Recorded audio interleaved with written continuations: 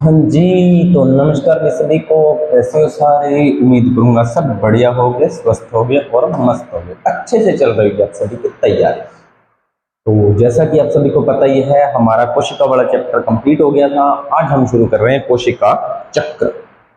कोशिका चक्र, कोशिका विभाजन। कोशिका चक्र और कोशिका विभाजन। कोशिका चक्र क्या होता है, यानी कि एक कोशिका से दो कोशिका कैसे बनती है, और कोशिका विभाजन, इसकी पूरी प्रक्रिया। क्या क्या पढ़ेंगे भाई? कोशिका चक्र पढ़ेंगे, सूत्री विभाजन पढ़ेंगे, सूत्री विभाजन का महत्व पढ़ेंगे और अर्धसूत्री विभाजन। चार बातें हम इसमें पढ़ेंगे। चलिए करते हैं शुरू। इस क्लास को देखने से पहले जो मैंने अपनी कंप्लीट बायोलॉजी की पीडीएफ है, जो 10th मतलब कंपटीशन लेवल की बायोलॉजी चल रही है, जो नॉर्मल बोर्ड पर मैंने करवाई है, वो आप देख कर आए तो ये क्लास आपको और अच्छे से समझ में आएगी। क्या आप जानते हैं कि सभी जीव, चाहे सबसे बड़ा ही क्यों ना हो, जीवन का प्रारंभ एक कोशिका से करता है? बिल्कुल भाई। कोई भी जीव है, चाहे वो छोटा जीव है चाहे वो बड़ा जीव है, उसका जो शुरुआत होती है जीवन की, वो एक सिंगल सेल से होती है। एक सेल के द्वारा उसके जीवन की शुरुआत होती है। आप आश्चर्यचकित हो सकते हैं कि कैसे एक कोशिका से इतने बड़े जीव का निर्माण होता है। सोचने वाली बात है कि एक सिंगल सेल है और उससे एक बड़ा जीव बन जाता है। यानी कि हम जब छोटे से थे, हमारा जो निर्माण हुआ है वो भी एक सिंगल सेल से हुआ है, जिसे हम जाइगोट बोलते हैं। उसके बाद ही हम इतने बड़े हो गए ना। तो कैसे हुआ ये सारा सिस्टम, उस पर बात करते हैं। वृद्धि व जनन सभी कोशिकाओं का नहीं, सभी सजीवों की विशेषता है। पूछ ले भी सजीवों की खास विशेषता क्या है, तो आप कह सकते हो कि वृद्धि करना और जनन। वृद्धि और जनन ये सजीवों की खास विशेषता होती है। सजीव प्राणी होते हैं वो वृद्धि करते हैं और जनन करते हैं। सभी कोशिकाएं दो भागों में विभाजित होकर जनन करती हैं, जिसमें प्रत्येक पैतृक कोशिका विभाजित होकर दो नई कोशिकाओं का निर्माण करती है। इसका मतलब है कि मान लीजिए एक ये सेल है, ये आगे डिवाइडेशन करेगी, उसके बाद में ये एक सेल बन गई और ये एक सेल बन गई। इसे बोलते हैं मदर सेल। क्या बोलते हैं? Mother cell. और इसको बोलते हैं डॉटर सेल। क्या बोलते हैं? Daughter cell. ठीक है। ये नवनिर्मित संतति कोशिकाएं स्वतः वृद्धि में विभाजन करती हैं। अब ये भी आगे क्या करेंगी? स्वयं वृद्धि करेंगी और आगे विभाजन करती हैं। एक पैतृक कोशिका और इसकी संतति वृद्धि व विभाजन के बाद एक नई कोशिकीय जनसंख्या का निर्माण करती है। दूसरे शब्दों में, इस प्रकार की वृद्धि व विभाजन कई चक्रों के बाद एक कोशिका से ऐसी संरचना जिससे 1 लाख कोशिकाएं बनती है, यानी कि कोशिका विभाजन होता है। अब ये पूरा इसने कहा है कि इसका एक साइकिल बनता है। क्या बनता है? एक साइकिल बनता है। वो साइकिल हम पढ़ेंगे इसमें क्या क्या चीजें होती हैं। चलिए, कोशिका चक्र जिसको आप बोलते हो, कोशिका चक्र। कोशिका चक्र। कोशिका विभाजन सभी जीवों के लिए अत्यंत महत्वपूर्ण प्रक्रिया है। बिल्कुल है भाई। ठीक है। एक कोशिका विभाजन के दौरान डीएनए प्रति करती, डीएनए प्रति करती। इस शब्द को समझते हैं डीएनए। डीएनए का पूरा नाम होता है डीऑक्सीराइबोस न्यूक्लिक अम्ल। यह एक आनुवंशिक पदार्थ होता है। क्या होता है?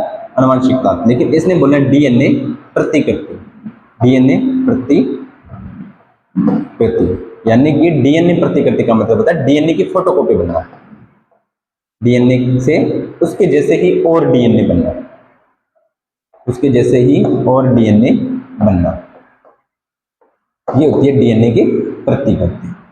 वह कोशिका वृद्धि होती है। ये सभी प्रक्रियाएं जैसे कोशिका विभाजन, डीएनए प्रतिकृति, कोशिका वृद्धि एक दूसरे के साथ समायोजित होकर इस प्रकार संपन्न होती है कि कोशिका विभाजन सही होता है। तो इसमें क्या क्या होता है? कोशिका विभाजन होता है, डीएनए की प्रतिकृति होती है, और क्या होता है? कोशिका वृद्धि होती है। कोशिका विभाजन हुआ, डीएनए की प्रतिकृति हुई और कोशिका वृद्धि की। ये सारा प्रोसेस मिलकर एक कोशिका से दो कोशिकाएं बनाते हैं। वह संतति कोशिकाओं में इनकी पैतृक कोशिकाओं का वाला जीनोम होता है, यानी कि इनके समान कैसा जीनोम होता है, जैसा उसमें पाया जाता है। संतति कोशिका में जैसा मातृ कोशिका में जैसा जीनोम पाया जाता है, वैसा ही संतति कोशिका में जीनोम है जो पाया जाता है। घटनाओं का यह अनुक्रम जिसमें कोशिका अपने जीनोम का द्विगुणन। द्विगुणन का मतलब क्या होता है? द्विगुणन का मतलब होता है, चलिए ऐप और इसका स्क्रीनशॉट लीजिए, 1 मिनट। हाँ जी। द्विगुणन का मतलब क्या होता है? द्विगुणन का मतलब दो गुणा, दो गुणा, यानी कि एक जैसी आगे ये एक से दो बनेगी, इसका होता है द्विगुणन। ठीक है। अन्य संगठनों का संश्लेषण व तत्पश्चात विभाजित होकर दो नई कोशिकाओं का निर्माण करते हैं, इसे ही कोशिका चक्र कहते हैं। यद्यपि कोशिका वृद्धि कोशिका द्रव्य वृद्धि के संदर्भ में एक सतत प्रक्रिया है, जिसमें डीएनए का संश्लेषण कोशिका चक्र की किसी एक विशिष्ट अवस्था में होता है।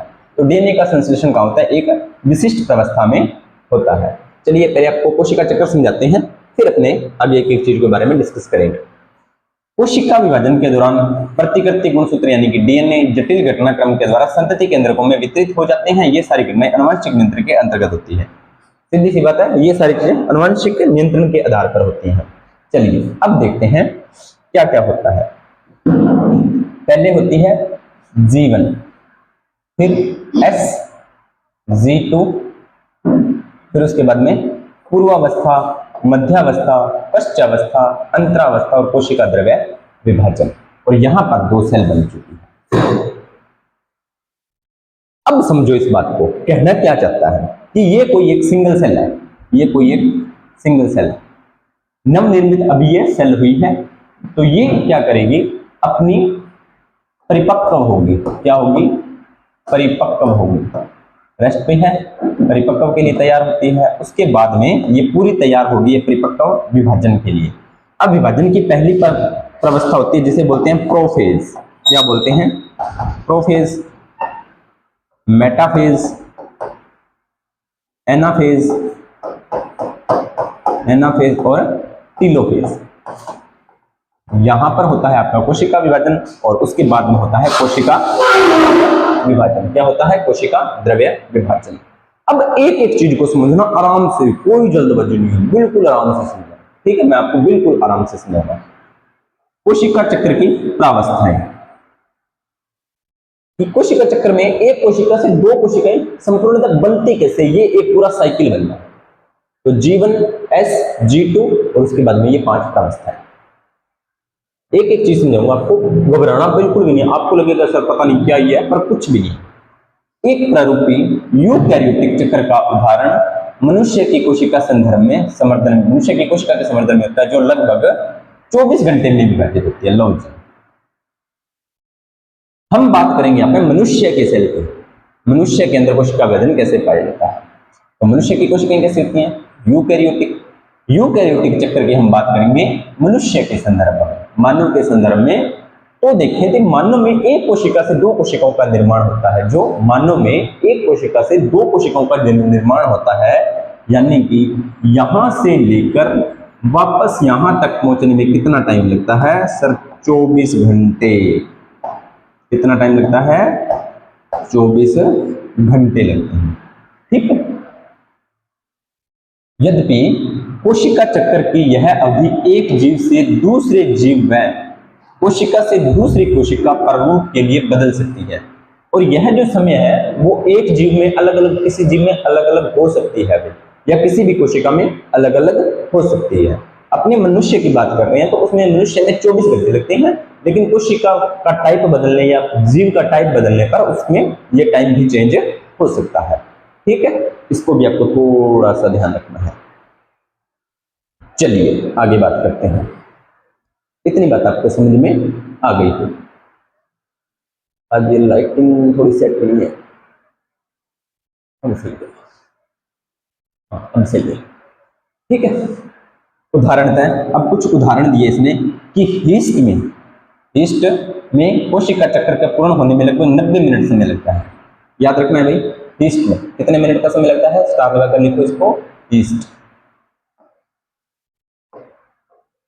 हीस्ट में कोशिका चक्र, हीस्ट में कोशिका चक्र कितना समय लगता है, तो हीस्ट में कोशिका चक्र में लगता है प्यारे बच्चों 90 मिनट का समय लगता है। कितना समय लगता है, 90 मिनट का समय। ठीक है, चलिए इसकी मूलभूत दो प्रावस्थाएं होती हैं, एक तो अंतरावस्था। क्या, अंतरावस्था, और इसको बोलते हैं इंटरफेज। इंटरफेज, और इसको बोलते हैं एम प्रावस्था या माइटोसिस फेज या सूत्री विभाजन। चलिए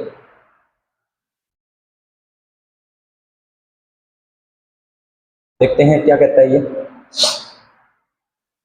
सूत्री विभाजन एम अवस्था उस अवस्था को व्यक्त करता है जिसमें वास्तव में कोशिका विभाजन या समसूत्री विभाजन होता है। यानी कि एम अवस्था में क्या होता है, कोशिका विभाजन होता है। क्या होता है, कोशिका विभाजन। तो सर फिर इंटरफेज में क्या होता है, इंटरफेज में होता है प्यारे बच्चों, कोशिका करती है रेस्ट या विभाजन के लिए खुद को तैयार, या तो रेस्ट करती है और या विभाजन के लिए खुद को तैयार करती है। और अंतरावस्था दो क्रमिक एम प्रावस्थाओं के बीच की प्रावस्था को व्यक्त करता है। अंतरावस्था क्या होती है, तो दो क्रमिक एम प्रावस्थाओं यानी कि दो सूत्री विभाजन की जो प्रावस्थाएं होती हैं उनके बीच की प्रावस्था होती है।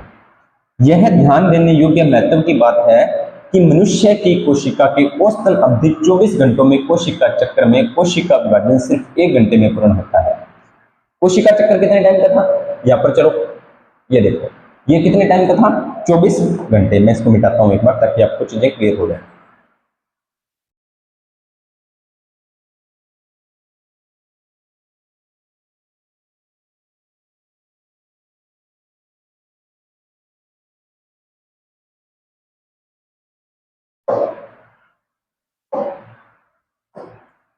ये कितना टाइम था पूरा, सर 24 घंटे था। लेकिन इसने बोला है कि ये जो 4 काम है ना, ये इतना, ये सिर्फ 1 घंटे में होते हैं। कितने घंटे में, 1 घंटे में। ये भी इसके साथ में होता है। और ये बाकी काम में लगते हैं 23 घंटे। यानी कि कोशिका चक्र में कोशिका विभाजन के लिए मात्र 1 घंटा में पूर्ण हो जाता है और बाकी 23 घंटे कोशिका क्या करती है, जिसमें कोशिका चक्र की कुल अवधि का 95% से अधिक अवधि अंतरावस्था में व्यतीत होती है। यानी कि 23 घंटे कहां पर व्यतीत होते हैं, अंतरावस्था में व्यतीत हो जाते हैं। एम प्रावस्था का आरंभ केंद्रक के विभाजन, जिसको बोलते हैं कैरियोकाइनेसिस। यानी कि अब हम पढ़ेंगे पहले कोशिका विभाजन। अब एक मैं कुछ चीज बताता हूं, चलो मैं वापस स्लाइड पे चलता हूं, कुछ चीज बताता हूं, बाकी बातों को छोड़ो। वापस स्लाइड पे आते हैं। यहां पर देखो, हम पढ़ रहे हैं कोशिका विभाजन। क्या पढ़ रहे हैं, कोशिका विभाजन। ठीक है, इतनी बात क्लियर हुई। इसने बोला है कि कोशिका विभाजन का जो पूरा सिस्टम है वो एक साइकिल में चलता है जिसमें 24 घंटे का समय लगता है। तो 1 घंटे में तो होता है सूत्री विभाजन या कोशिका विभाजन और 23 घंटे में होती है अंतरावस्था। ठीक है, इतनी बात आपको क्लियर हुई। चलो अब देखते हैं कहना क्या चाहता है। पहले इस 1 घंटे की बात करें तो सूत्री विभाजन की बात करें। ये तो अंतरावस्था को एक बार आप साइड में रख दो, अंतरावस्था को आप एक बार साइड में रख दो। अब अपने बात करते हैं कोशिका विभाजन। तो कोशिका विभाजन में होती है 4-5 स्टेज। तो ये मान लीजिए कोशिका है कोई, ठीक है, ये कोशिका का केंद्र। अब मुझे एक बात बताइए, डीएनए कहां पर पाए जाते हैं या गुणसूत्र कहां पर होते हैं? गुणसूत्र कहां पर होते हैं? गुणसूत्र तो सर केंद्रक में होते हैं। गुणसूत्र कहां पर होते हैं? केंद्रक में। और केंद्र की बाहर वाला ये भाग क्या कहलाता है? ये तो कहलाता है सर कोशिका द्रव्य। कोशिका द्रव्य। इतनी बात क्लियर हुई। इसका मतलब ये कह रहा है कि जब कोशिका विभाजन होता है तो आप समझ रहे हो कि सर कोशिका विभाजन इस तरह से हो जाएगा, ये कोशिका बीच में से टूट जाएगी। नहीं, ऐसा नहीं होगा। सबसे पहले क्या होगा, इस केंद्रक का विभाजन होगा। इसका विभाजन होगा, इस केंद्रक का विभाजन होगा। किसका विभाजन होगा? इस केंद्रक का विभाजन होगा। इसका विभाजन होगा, इस केंद्रक का विभाजन होगा। विभाजन होगा केंद्रक का। केंद्रक का विभाजन कहलाता है कैरियोकाइनेसिस। क्या कहलाता है? कैरियोकाइनेसिस। कैरियोकाइनेसिस कहलाता है। तो कैरियोकाइनेसिस में आपको पता है, मैंने अभी बताया है। अब हम इतने प्रोसेस की बात कर रहे हैं, एक बार इतने की। तो इसकी होती है चार अवस्थाएं। कौन कौन सी? पूर्वावस्था। कौन कौन सी? पूर्वावस्था या प्रोफेज। दूसरी होती है मध्यावस्था या मेटाफेज। तीसरी होती है पश्चावस्था, जिसको बोलते हैं एनाफेज।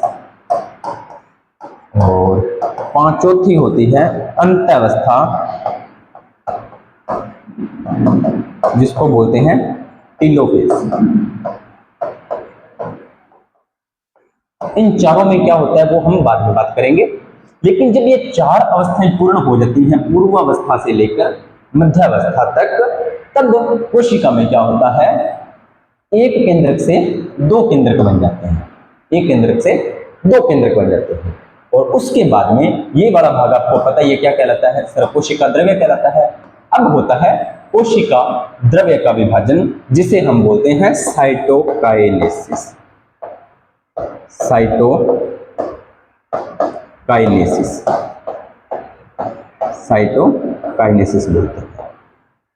ठीक है, अब साइटोकाइनेसिस हो गया तो उसके बाद में एक कोशिका से दो कोशिकाएं बन गई। ठीक है, पूर्वावस्था, मध्यावस्था, पश्चावस्था, अंत्यावस्था, यानी कि एक घंटे में ये जो सारा काम है वो एक घंटे में हो जाता है। इतनी बात आपको समझ में आ गई? चलो मैं अब इसको मिटाता हूं, फिर एक चीज आपको और समझाता हूं। कोशिका विभाजन हो गया।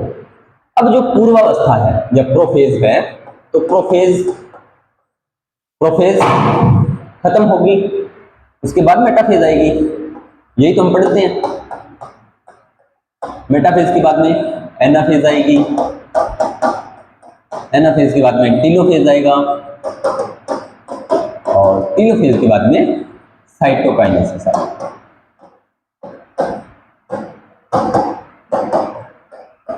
यही हम पढ़ते आ रहे हैं ना, यही हम पढ़ते आ रहे हैं।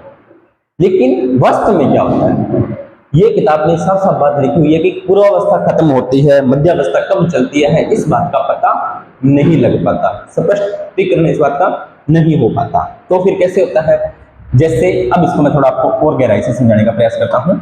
जैसे मान लीजिए ये पूर्वावस्था चल रही है। कौन सी अवस्था चल रही है? पूर्वावस्था चल रही है। अब पूर्वावस्था कब खत्म हुई और कब मध्यावस्था चल गई, पता ही नहीं लगा। मध्यावस्था चल गई। मध्यावस्था कब खत्म हुई, कब पश्चावस्था चल गई, पता ही नहीं चला।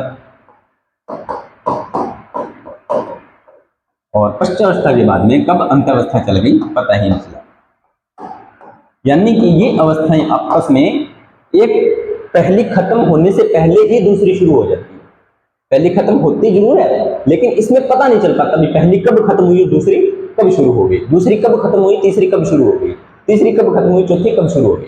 अब आपके माइंड में आएगा भी साइटोकाइनेसिस बाद में शुरू होता है, तो ऐसा नहीं होता। इस अवस्था को बोलते हैं एनाफेज, पश्चावस्था को एनाफेज बोलते हैं। तो जैसे ही मध्यावस्था कंप्लीट होती है, पश्चावस्था या एनाफेज चल रही होती है, एनाफेज चल रही होती है, तब क्या होता है, तब पीछे से आपका साइटोकाइनेसिस शुरू हो जाता है। साइटोकाइनेसिस शुरू हो जाता है और अंत्यावस्था कंप्लीट होती है, तब तक एक कोशिका से दो कोशिकाएं बन चुकी होती हैं। ये एक कोशिका बन गई और ये एक कोशिका बन गई। इस पूरे प्रोसेस में लगता है एक घंटा। अब ये कोशिका आगे चली जाएगी कहां पर? अंतरावस्था में। कहां पर चली जाएगी? इंटरफेज में, अंतरावस्था में चली जाएगी। कहां पर चली जाएगी? अंतरावस्था में। इतनी बात आपको क्लियर हो गई। चलिए अब वापस अपने टॉपिक पे, किताब को एनसीईआरटी में लेके आते हैं। आपको एनसीईआरटी में लेके आए आपको। चलिए वापस आ गए ना।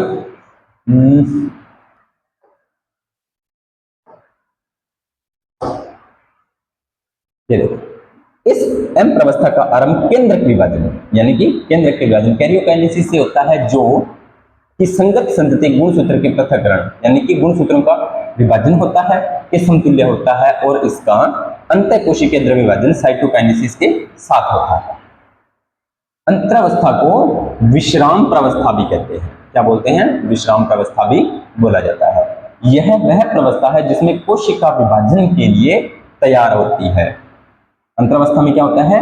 कोशिका विभाजन के लिए तैयार, कोशिका क्या होती है? विभाजन के लिए तैयार होती है। इतनी बात आपको समझ में आ गई होगी ना। कोशिका क्या हुआ? विभाजन के लिए तैयार हो रही है। चलिए, विभाजन के लिए तैयार हो गई। उसके बाद में देखते हैं इस दौरान क्रमबद्ध तरीके से कोशिका वृद्धि होती है, यानी कि कोशिका विभाजन के बाद में कोशिका की वृद्धि होगी, डीएनए का प्रतिकृतिकरण होगा, ये सारे काम चलेंगे। अब अंतरावस्था को भी 3 भागों में बांटा गया है। अंतरावस्था को भी आगे 3 भागों में बांटा गया है। पश्चसूत्री अंतरकाल प्रावस्था या जीवन फेज, उसके बाद में संश्लेषण प्रावस्था एस, और पूर्व सूत्री विभाजन अंतराकाल प्रावस्था, यानी कि पश्चसूत्री अंतरकाल यानी कि विभाजन के बाद की जो प्रावस्था है, उसके बाद में संश्लेषण, उसके विभाजन से पहले की प्रावस्था। दोबारा देखो, ये क्या है? विभाजन से पहले की, ये विभाजन के बाद की, और ये संश्लेषण। विभाजन के पूर्व, पश्चात, संश्लेषण।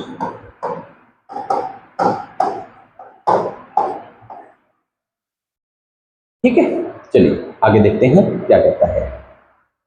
सबसे पहले देखें सूत्री विभाजन, यानी कि एक कोशिका से 2 कोशिकाएं बन चुकी हैं, विभाजन हुआ कंप्लीट, कोशिका विभाजन कंप्लीट हो गया, एक कोशिका से 2 कोशिकाएं बन गई, तो अब क्या होगा? कहां पर जाएगी कोशिका? पश्चसूत्री अंतरकाल प्रावस्था में। कहां पर जाएगी कोशिका?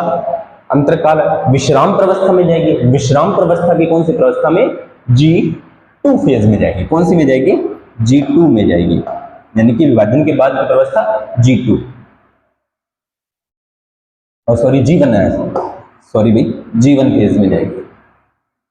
समसूत्री विभाजन में डीएनए प्रतिकृतिकरण के बीच अंतराल को प्रदर्शित करता है। ये क्या करता है? समसूत्री विभाजन में डीएनए प्रतिकृतिकरण, यानी कि इन दोनों के बीच के अंतराल को ये आपका जीवन है जो फेस करता है। जीवन प्रावस्था में कोशिका उपापचयी रूप से सक्रिय होती है। अब ये कोशिका क्या होगी? उपापचयी रूप से सक्रिय होगी, इसमें जीवन में सक्रिय हुई और लगातार वृद्धि करती है। और लगातार क्या करेगी? वृद्धि करेगी, अपने आकार में वृद्धि करती है, ना कि 1 से 2 बनती है। ठीक है, परंतु इसका डीएनए प्रतिकृति नहीं होता, ये इंपॉर्टेंट है। यहां पर G1 फेज में डीएनए की प्रतिकृति नहीं होगी, डीएनए की प्रतिकृति नहीं होगी। अगली है एस फेज। एस फेज या संश्लेषण प्रावस्था के दौरान डीएनए का निर्माण व इसकी प्रतिकृति होती है। अब कौन सी आ गई? एस। एस में क्या होता है? डीएनए का निर्माण हो गया और उसकी प्रतिकृति हो गई। तो जीवन में क्या हुआ? कोशिका सक्रिय हुई, कोशिका ने वृद्धि की, कोशिका पहुंची एस प्रावस्था में, जहां पर क्या हुआ? डीएनए का निर्माण और डीएनए की प्रतिकृति। इस दौरान डीएनए की मात्रा दुगनी, और डीएनए की प्रतिकृति हुई तो डीएनए की मात्रा क्या हुई? दुगनी। यदि डीएनए की प्रारंभिक मात्रा 2C से चिन्हित किया जाए तो यह बढ़कर 4C हो जाएगी, सीधी सी बात है, डबल हो जाएगी भाई। यद्यपि गुणसूत्र की संख्या में कोई वृद्धि नहीं होती, गुणसूत्र की संख्या में कोई चेंज नहीं होगा। ठीक है, गुणसूत्र की संख्या डबल नहीं होगी, बस डीएनए की फोटोकॉपी बन जाएगी। जीवन प्रावस्था में कोशिका द्विगुणित है या 2n गुणसूत्र है, तो एस प्रावस्था में भी इसकी संख्या वही रहती है जो जीवन प्रावस्था में थी। जीवन में अगर कोशिका द्विगुणित है यानी कि 46 गुणसूत्र है या 2n है, तो इसके अंदर भी 2n ही रहेगा। कौन सी? एस प्रावस्था के अंदर। प्राणी कोशिका में एस प्रावस्था के दौरान केंद्रक में डीएनए जैसे ही प्रतिकृतन प्रारंभ होता है, वैसे ही तारक केंद्र का कोशिका द्रव्य प्रतिकरण होने लगता है। अब देखो हमने कोशिका चैप्टर किया था, तो मैंने एक बात बताई थी कि तारक केंद्र कोशिका विभाजन में हेल्प करता है। ये देखो आ गया ना यहाँ पे, तो इसने क्या बोला है कि प्राणी कोशिका में एस प्रवस्था होगी। कौन सी? एस, यानी कि संश्लेषण प्रवस्था के दौरान क्या होता है, जैसे ही केंद्रक में डीएनए का प्रतिकृतिकरण होता है, डीएनए के केंद्रक में फोटोकॉपियां बनती हैं, उसी के साथ क्या होता है, तारक केंद्र का कोशिका द्रव्य में वर्गीकरण, कोशिका द्रव्य में तारक केंद्र डबल होने लगता है।